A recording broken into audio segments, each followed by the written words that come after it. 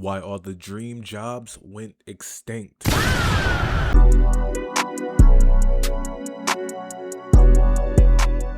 By JimmyTheGiant. Let's like this video, leave a like, comment, and subscribe. It helps support the channel. Let's tap in, let's see what we got. After growing up watching TV films like Fight Club, Office Space, The Office, millennials had been traumatized, right? They didn't want to grow into that. They wanted to go to work and play ping pong for an hour, take a But see, I disagree. Like watching shows like I don't know if y'all fuck with The Office, but watching shows like The Office and Parks and Recreation, like growing up, I genuinely thought that's what jobs used to be like. You know what I'm saying? I thought job and work was a place where you could go to. Obviously, it's a serious place. It's a serious establishment. But at the same time, you can go, you're going to be around likable people, like-minded people. You're going to have fun. You know what I'm saying? You're going to be able to bust jokes. Like that's genuinely what I thought working was. Boy, was I in fucking a fucking shock. My first job, gang, I think I worked at, well, I don't count I had like this little summer job where I was working with kids and shit like that, when in gardens. I don't really count that. Like I count my first job when I was working at Burger King, when I was making big boy money. You know what I'm saying? I was up in there fucking grinding it out with the 40s and 50-year-olds.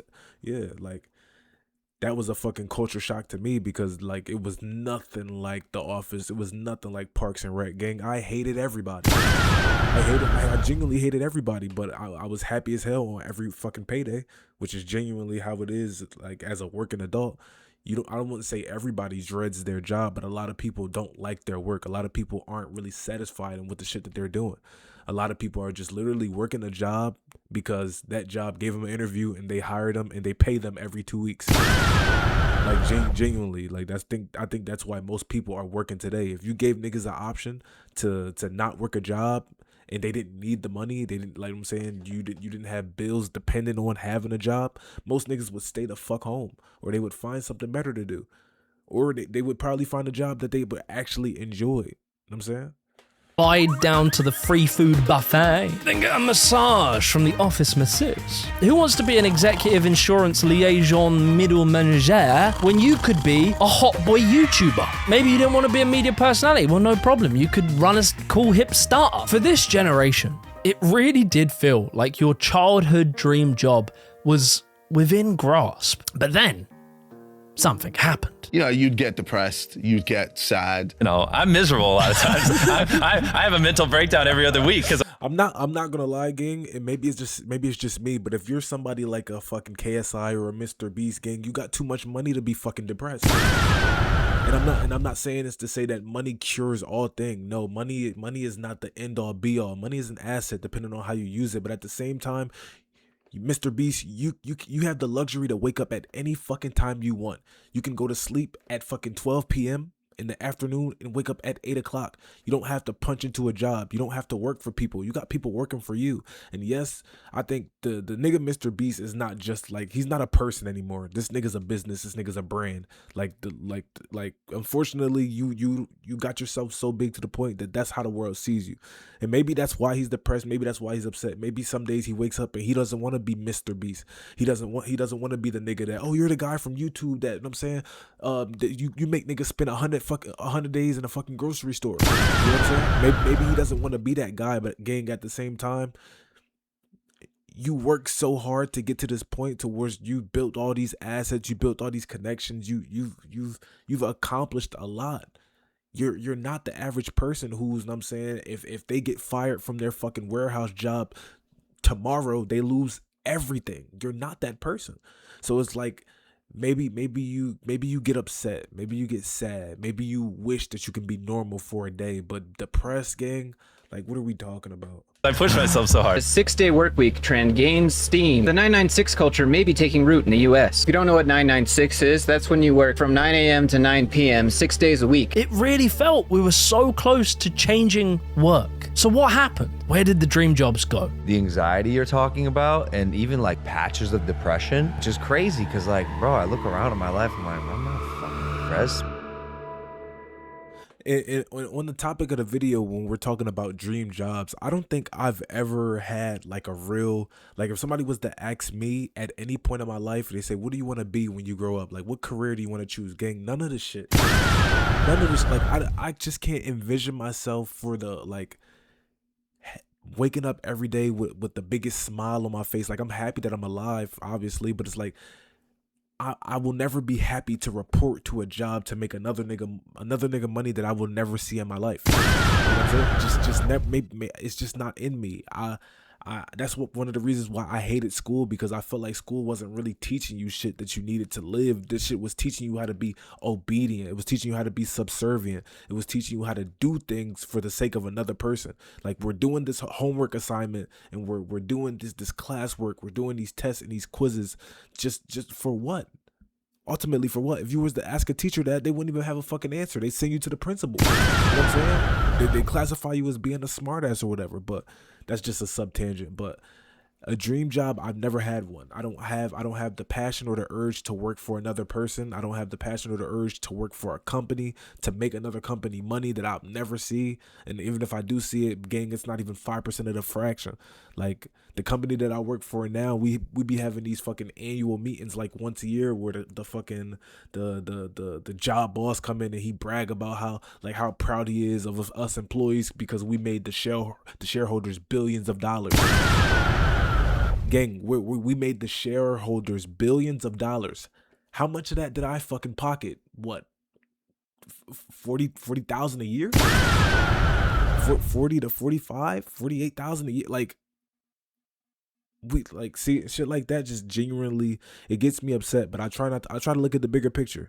This is why, like, a lot of people, you should find the good in everything as much as you can. Find the good. Find something that you take pride in, something that you're happy to be doing. Because unfortunately right now, it's a lot of jobs that aren't even like, they're not even fulfilling. Like, a lot of jobs are just literally created and made to take up time. Like, it feel like society wanted to create a place where we can just fucking store adults for 8 hours. You know what I'm saying? Let's find something for you to do for 8 hours, so by the time you're done, you any of that little tiny ounce of energy that you have that you want to fucking dedicate to your own life or your own passion projects or your own things that you want to pursue, you don't have the fucking energy to do it. We done already fucking milked you of your most pivotal 8 hours of your day. So whatever energy you got left, gang, it goes to just trying to fucking live and trying to feel like you just not a robot in a system. If you go online and you read a couple of surveys and some articles, you might find out that your boy right here, a YouTuber, apparently I have a dream job. Now look, I'm going to be serious. It's a good job. Like, I enjoy it. I do it because it was my dream job when I was a young gangster, you know, trapping out in the bits. And I wanted to put that gangster life behind me and turn into a full-time fudging YouTuber, seeing how many blue foods I can eat in 24 hours. This literally smells like a blue creamsicle. Whilst there's always been dream jobs, like my dad wanted to be a footballer, the difference is that in the past, it didn't feel accessible. It didn't feel like you could realistically, you know, if you grew up in Wigan, I don't think they send people to space there. So I'm going to say it's not likely you're going to be an astronaut, Billy. But YouTube changed this, right? And it really began with one key individual, one weird Swedish kid. PewDiePie, we all watched him playing. PewDiePie is the fucking GOAT. I'm telling you, that nigga's the greatest. He's one of the only white men that I knew. If you know the bridge scene from PUBG, you know. I ain't gonna bring it up, but just know that nigga is stamped in the hood. That nigga has the pass. That nigga has the pass. That nigga PewDiePie is the greatest. These games that, again, there was clearly no budget that went into it. They were literally browser games on some shitty little camera in his bedroom. But what happened, right, is whilst we were watching him, no one really knew how much he was making. But then reports started coming out saying that he was making millions. And suddenly, just like that, PewDiePie had created the dream job. But I think there's two other people that are arguably more important, and that is Logan Paul and Jake Paul. Hey yo, good morning, little gang. What's poppin'? Well, welcome home, Jake Paulers. And I wanna, before we say anything else, I want us to just analyze one video posted in 2017 by Logan Paul called "I Bought Me a House." Great, I'm also with the man and manager Jeff. Yeah. I spent $12,000 yesterday on Gucci clothes. Also, one of the rings I bought yesterday, I lost, as you guys know. Lost it at the premiere for my movie, King Batch's movie. The video starts and he tells us he's with his manager. He then tells us that he just spent $12,000 on Gucci. Also, he lost his favorite expensive ring. And bearing in mind, all of this has happened and we're 1 minute 30 into the video. We haven't even talked about the house he's about to buy. But it's at about 2 minutes where Logan does something I think is very, very, very important. Logan turns to the camera, you, 9-year-old viewer, and he says, Just a boy from Ohio who moved to Los Angeles to pursue his dream, who didn't listen to the haters, who didn't listen to the people who said you couldn't make money and actually make a career out of making videos on the internet. When you watch this, But I mean, he does have a point though. Like, and for as much shit that Logan Paul like gets and will get, him and his brother or whatever, like however you feel about the niggas, they're pioneers. Like, you gotta call it what it is. You gotta call a spade a spade. This nigga's like them niggas literally opened the gates for millions of people that wanted like to pursue content creation. And for the sake of it, I can see why you want to say people nowadays especially want to be content creators. They want to be Twitch streamers. They want to be YouTubers, whatever. The dream, I don't think a lot of people want to do it for the sake of they're passionate about content creation and wanting to create things that other people enjoy that happens to be online. I just think a lot of people are looking for an easy way out. A lot of people are looking for financial freedom. A lot of people are looking for the quickest way to chase a bag, when in all actuality, you know what I'm saying, that nigga Logan Paul didn't just blow up overnight. A lot of people seem to forget that nigga was posting like the fucking cringiest fucking Vine. You know what I'm saying? But that shit, like, he was able to say, fuck the naysayers, fuck the haters, fuck the people that don't like my shit. I'm going to, by any means possible, I'm going to get this bag. And that's what that nigga did. Like I said, like him and his brother are pioneers. Mr. Beast too, the PewDiePie too. Like, it's a lot of people that paved the way for the world to see this as a viable option, because a lot of people still don't understand. Like, a lot of older people still don't understand this internet shit. Like, if you was to talk to them and you act like, if you're somebody who's big online, like a Kai Cenat or something right now, and you like, what do you do? Like, a lot of people are talking about you. What is it that you do? Oh, I just Twitch stream, and that pays you. How do you make money off like the old niggas can't even fucking, their brain can't even fathom how like, gang, it's still a job nonetheless. You still got to put in that direct deposit information. you still got to put in that fucking that bank card, that routing number, that account number. You know what I'm saying? It's just a job. It's just another format of making money. It's not your traditional 9 to 5. and when you watch my vlogs in general, you guys get inspired and motivated and work hard so that one day you can buy a house for your wife, your friend. You see, what Logan Paul and Jake Paul were doing was a kind of propaganda, right? They were like the perfect salesman. I hope that YouTube, I know they rewarded them, but I hope they understand just how much Logan did for them. They were selling the lifestyle of being a YouTuber. Like, they built their own brands around that, particularly Logan, right? Logan had this additional gift. Not only he didn't give a single flying fuck about any social norm, but he would also be able to do like these emotional diatribes where he would look at the camera and cry and say, hi, I'm just a boy from Ohio. To take a step back, this is kind of fucked up what he's doing. You know, as us lot watching YouTube, seeing him tell his story and witnessing part of the content was following his life improving. You could see it and how his life was getting better and he was earning a load of money. But I don't think it's fucked up though. Like, maybe I gotta like re-listen to him. I don't know what part exactly he says is fucked up. But if he's saying the simple fact that he's pointing to the camera and like kind of getting fake emotional or trying to like almost like he's selling people a dream, that's not fucked up. That's called inspiring. Like, think about it. A lot of the famous people in the world, like, think about niggas like Michael Jordan or like niggas like LeBron James. Them niggas don't have to say it like Logan Paul. Like, LeBron probably did. He said, I'm just a kid from Akron, Ohio. I wasn't supposed to be here. Gang, it's his story. It's his truth.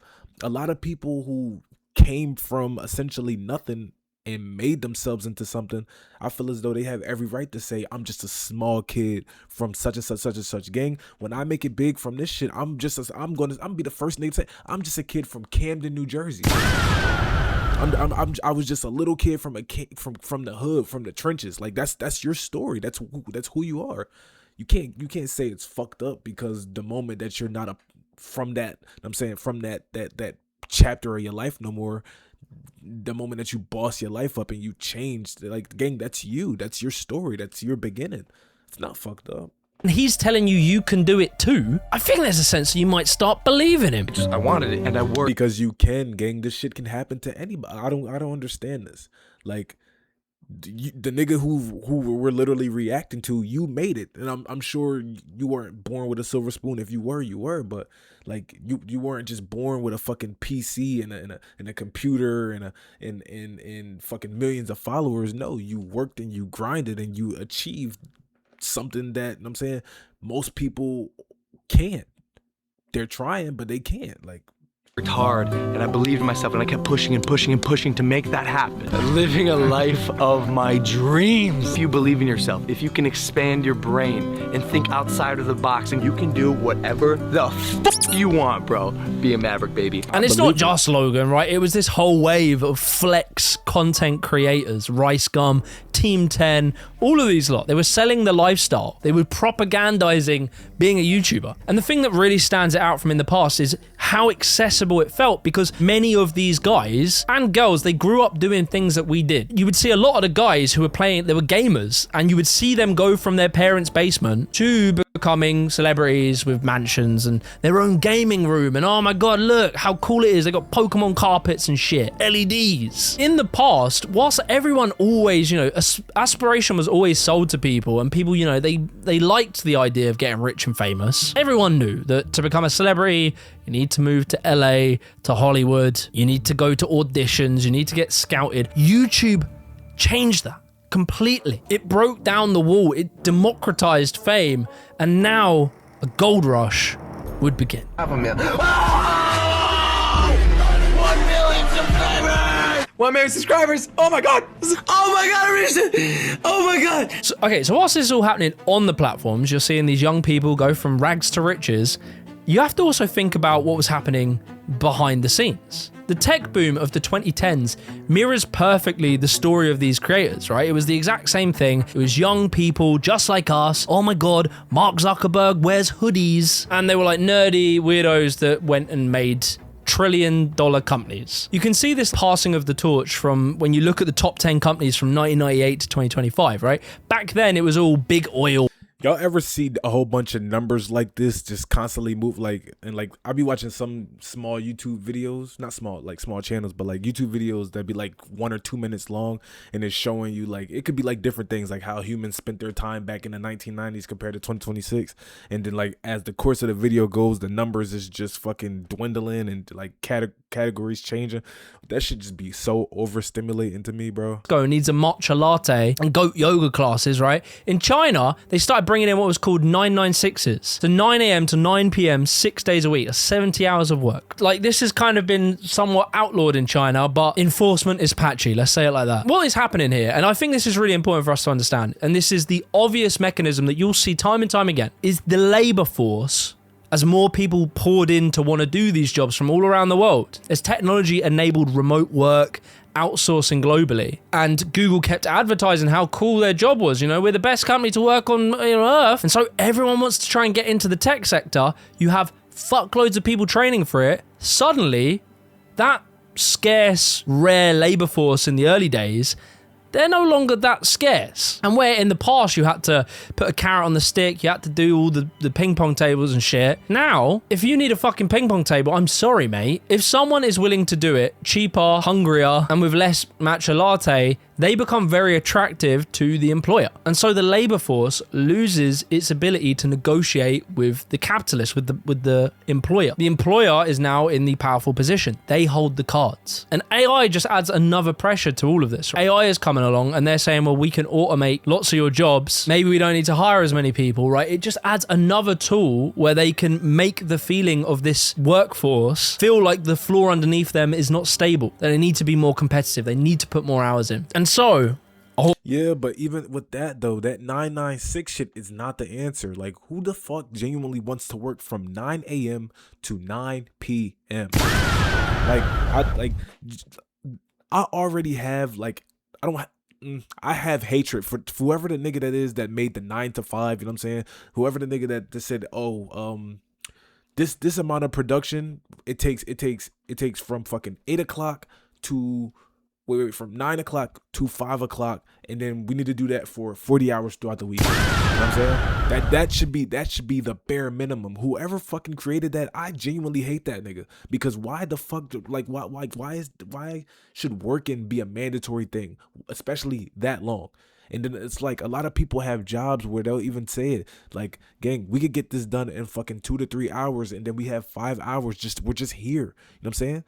Like, just busy work, just wasting time, wasting our fucking lives. And then y'all wanna top with the nigga that already deserved the most hate. You wanna top that by becoming with some 9 to 9, and then adding a fucking another day.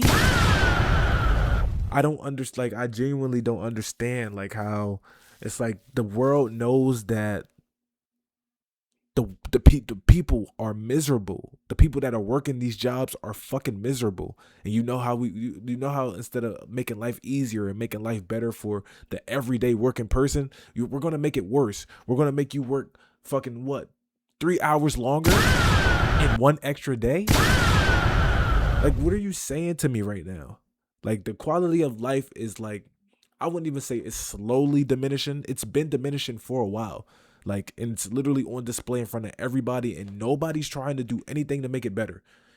Nobody. Like, we're trying to speed run on how can we burn out the everyday working American? You know, so we're literally speed running this shit. Ultimately, the millennials, the hipsters, and their revolution, conscious capitalism, workers' play, the dream, sadly, it dies. Mark Zuckerberg turns into an evil villain. Google takes down the sign that says "Don't be evil." The guy who owns Brewdog is a prick, and social media is destroying the world. At the end of the day, the dream of a conscious capitalism was just capitalism all along. And low-key, I'm not gonna say everybody doesn't have a dream job or people shouldn't have dream jobs, but for me, I feel like just it's impossible for a naturally creative person, a person who wants to have their hands in all different facets, could have just like one dream job. I don't have a dream job, but I have a dream in general. Nigga. I'm fucking MLK Jr. I have a dream in general. I don't just have dreams, nigga. I have passions. I have things that I want to do. I want to create. I want to inspire. I want to motivate.